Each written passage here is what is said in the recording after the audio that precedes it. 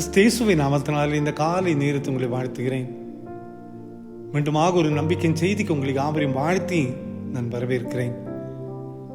செப்பனியா 3:19 அவர்கள் வெட்கம் அனுபவித்த சகல தேசங்களிலும் அவர்களுக்கு புகழ்ச்சியும் கீர்த்தியும் உண்டாக்க செய்வேன் என்று ஆண்டவர் சொல்கிறார். இஸ்ரவேல் ஜனங்களை பார்த்து ஆண்டவர் சொன்ன ஒரு வார்த்தை, இந்த ஜனங்கள் எங்கெல்லாம் வைக்கப்பட்டாங்களோ, இந்த ஜனங்கள் எல்லாம் எங்கெல்லாம் வேதனையை அனுபவித்தார்களோ அதே இடத்துல அவர்களை புகழ்ச்சியும் கீர்த்தியுமாக நான் வைப்பேன் என்று ஆண்டவர் சொல்கிறார்.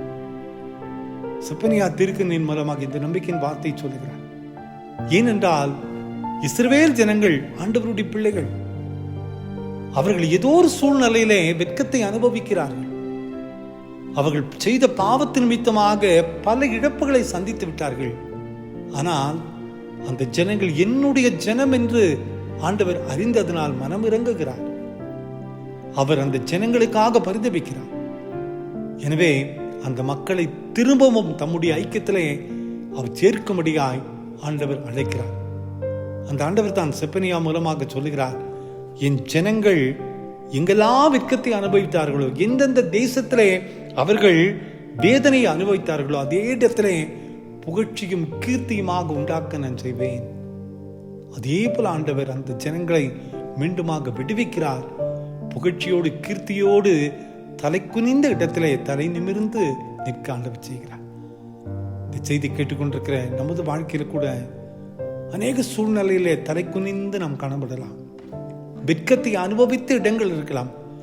நமது குடும்பம், நம் வேலை ஸ்தலம், நமது திருச்சபை, நமது ஐக்கியம், நமது ஊழியத்தினுடைய ஐக்கியம், நாம் போகிற பாதைகள், நம்மோடு கூட இருக்கிற இடத்துல பல சூழ்நிலையில பல ஜனங்களுக்கு முன்பதாக ஏதோ ஒரு காரியம் நமது வாழ்க்கையில நடந்தது நிமித்தமாக நாம் வெட்கத்தை அனுபவித்து தலை குனிந்து நாம் நிற்கலாம். கவலைப்படாதிருங்கள். நம் ஆண்டவர் சொல்லுகிற வார்த்தை, நீ எங்க வெட்கத்தை அனுபவித்தாயோ, எங்க தலை குனிந்து நின்றாயோ அதே இடத்துல உன் தலையை உயர்த்த செய்வேன், புகழ்ச்சியும் கீர்த்தியுமாய் உன்னை உயர்த்துவேன் என்று ஆண்டவர் சொல்கிறார். நம்மை உயர்த்த நம் ஆண்டவரால் மட்டுமே முடியும். அவர் செய்வார். அவர் வாக்குத்தத்தங்களை தந்த ஒரு ஆண்டவர். கவலைப்படாதிருங்கள். நம் ஆண்டவர் நிச்சயமாய் சொன்னதை நமக்காக நிறைவேற்றுவார்.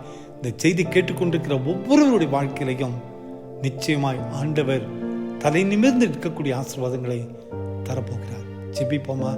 அன்பின் ஆண்டவரே, இந்த புதிய நாளின் காலை விளக்க நன்றியப்பா. நீ வெட்கத்தை அனுபவித்த இடங்களிலே, தேசங்களிலே இழந்து போன புகழ்ச்சி கீர்த்தியை மீண்டுமாக உனக்கு தந்து உன் தலை உயர்த்துவேன் என்று சொன்னீரேன். இந்த செய்தி கேட்டுக்கொண்டிருக்கிற ஒவ்வொருவருடைய வாழ்க்கையிலையும் எங்கெல்லாம் அவமானப்பட்டோமோ, எங்கெல்லாம் விற்கப்பட்டோமோ, எங்கெல்லாம் சோர்ந்து நின்றோமோ அதே இடத்தில் எங்கள் தலைகளை உயர்த்தி வைங்கப்பா. அற்புதங்களை செய்வதற்காக நன்றி. இந்த நாள் முழுவதும் உங்களுடைய பிரசனம் எங்களை தாங்கட்டும். பிறந்த நாளையும் திருமண நாளையும் நினைவு கூறுகிற ஒவ்வொரு பிள்ளைகளை ஆசீர்வதிங்கப்பா. இந்த நாள் சமாதானத்தின் நாளாக மாற்றித்தார். இயேசுவின் மூலம் ஜெபங்களும் எங்கள் நல்ல பிதாவே. ஆமென், ஆமென், ஆமென்.